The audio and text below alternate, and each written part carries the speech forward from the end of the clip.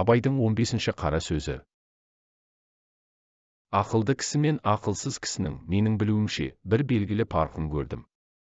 Әуелі пенде адам болып жаратылған соң, дүниеде ешбір нәрсені қызық көрмей жүре алмайды.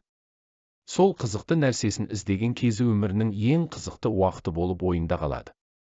Сонда есті адам орынды іске қызығып, құмарланып іздейді екен дағы, күнінде айтса құлақ, ойланса көңіл сүйсінгендей болады екен.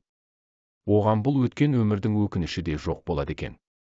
Есер кісі орнын таппай, не болса сол бір баянсыз, бағасыз нәрсеге қызығып, құмар болып, өмірінің қызықты, қымбатты шағын итқорлықпен өткізіп алады екен дағы, күнде өкінгені пайда болмайды екен.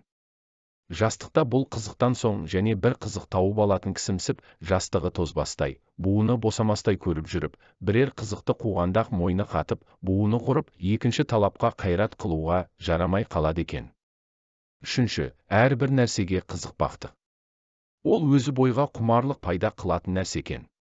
Әрбір құмарлық өзіне бір дерт болады екен. Әртүрлі құмар болған нәрсеге жеткенде, яки әне-міне, жетер-жетпес болып жүргенде, бір түрлі мастық пайда болады екен.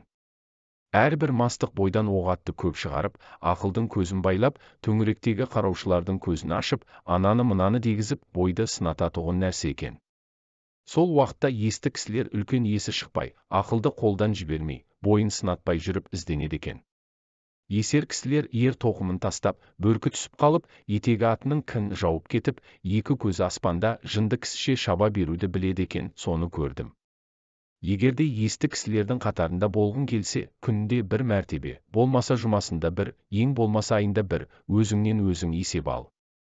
Сол алдыңғы есеп алғаннан бергі өмірді қалай өткіздің екен, не білімге, не ахиретке, не дүниеге жарамды, күнде өзің өкінбестей қылықпен өткізіппісің. Жоқ, болмаса, не қылып өткізгеніңді өзіңде білмей қалыпсың. Бұл қара сөз 1893 жылы жазылған. Тыңдағандарыңызға рахмет.